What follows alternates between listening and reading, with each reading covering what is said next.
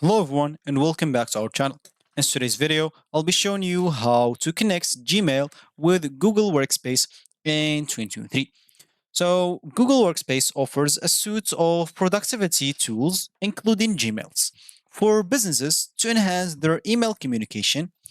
So in this tutorial, we'll guide you through the steps of connecting your Gmail with Google Workspace.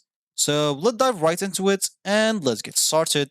Before we start with this video, make sure to watch us from now till the end so you have full experience. First, let's start by opening whatever browser we're going to use to follow this tutorial steps with. Here in my case, I'm actually going with the Brave browser. And of course, in your case, you can use any other browser that you could possibly have. Once you open that browser, make sure to go and access the Google Workspace admin console. And to connect Gmail with Workspace, of course, you will need to access that.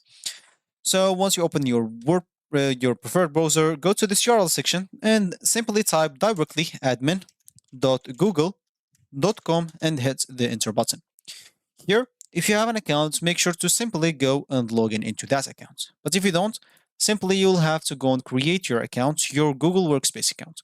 Of course, how to do that, you will need to go and watch one of our previous video. We showed you how to create an account, how to create a Google Workspace account, and even how to set up your Google Workspace account. So now, and of course, on those video, we even connected the Gmail with Workspace accounts because it gets connected automatically while you are setting up your account.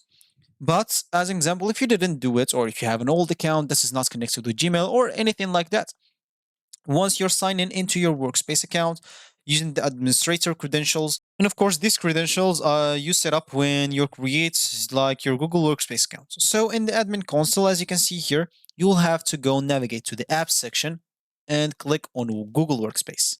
So you'll find it on this left panel. As you can see, those dots, apps. So click on it. And as you can see, you'll find Google Workspace. So make sure to click on it. And from the list available, make sure to locate the Gmail and click on it. So normally it should be here. And as you can see, you can even pin it at the top and you'll always find it. So for us, we are simply going to click on Gmail. As you can see here, this is gonna be the Gmail for me. And of course, you will have for you to toggle the switch to enable Gmail for your organization. For me, it's already on and it's already connected, so I don't have to do anything. But for you, you will have to toggle the switch to enable the Gmail for your organization. And then, of course, you'll be able, as you can see from here, to configure the Gmail settings. So once Gmail is enabled, you can configure various settings to customize your Gmail experience. In the admin console, once you go to app and choose Google Workspace and Gmail and explore different settings available, you can customize settings such as you can see here, service status, user settings, host, default routing, authenticate email, manage quarantines, safety setup and user access, spam, phishing and malware, compliance, and routing. So, of course, you'll be able to customize things like email routing, email signatures, spam filters, and user level settings according to your preferences and business requirements. And of course, when the Gmail is enabled, you can now create user email accounts for your team members or employees. In the admin console, navigate to the users. Of course, you always go to this left panel as an example, just hover it to directory. As you can see, you will find users here. So click on this users and you will be able to add new user as an example. For me, I have just this user, which is me. And of course, you can simply go and click on add a new user here and fill in the required informations such as the first name, last name, primary email, secondary email is not mandatory, and phone number is not mandatory. What's mandatory is what has this star right here, so such as first email, last email, primary email. And of course, once you do so, you will even have to give them a password for each user. And this user's account will have access to Gmail within your Google Workspace. So as you can see from here, you'll be able to manage the photo and organization units. And of course, the password could be automatically generates a strong password with 16 characters, and of course they will give you the password. Or as you can see, you'll be able to view and copy the password in the next step, or you'll be able to create your password however you want, depending on whatever criteria you want. And as you can see, ask user to change their password during the sign-in. You can simply enable this option or disable it to let the same password. So I'm just going to hit cancel now. As an example, you'll be able even to train users on Gmail features. So it's important to train your users on how effectively you use Gmail within Google Workspace.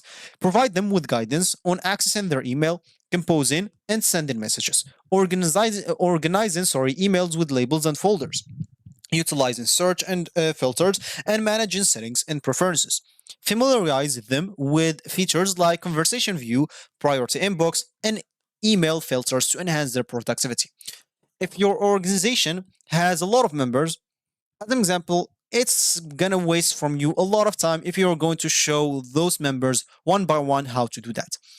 I prefer or I suggest you to do, as an example, a video like 5 minutes video on how to do that exactly. So how can they access their email, composing and sending messages, organizing emails with labels and folders, utilizing search and filters, and managing settings with and preferences. And of course, make sure to familiarize them with the conversation view, priority inbox, and email filters to enhance their productivity.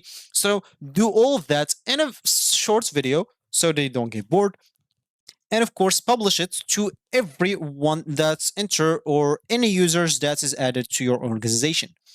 And then of course to access your Gmail, users can go to Gmail websites, which is mail.google.com, and sign in with their Google Workspace email address and password that you're giving them. Alternatively, they can use email or Gmail clients such as the Gmail app or mobile device, or configure Gmail with email client like Outlook or Apple Mail using EMAP or IMAP or POP settings. And of course, make sure to sync in the Gmail with mobile devices, and of course provide ongoing support. So as your teams start using like Gmail within Google Workspace, provide ongoing support to address any question or issue that may arise, and ensure that users are familiar with Gmail features and functionality, and provide assistance with troubleshooting, email organization, and advanced features like email filters and automation. So, if you reach this point of this video, congratulations, you've successfully connected Gmail with your workspace or Google Workspace in 2023. With Gmail as your email service combined with the powerful collaboration tool of Google Workspace, you can enhance your teammates or team's communication and productivity. Make sure to explore the various settings and features available in Gmail and provide ongoing support to ensure seamless email experience for your organization. So, thank you for watching and enjoy the benefits of Gmail within Google Workspace. If you like this video, make sure to leave a like down below and subscribe for our channel for more helpful tutorial like this one, and I will see you in the next video.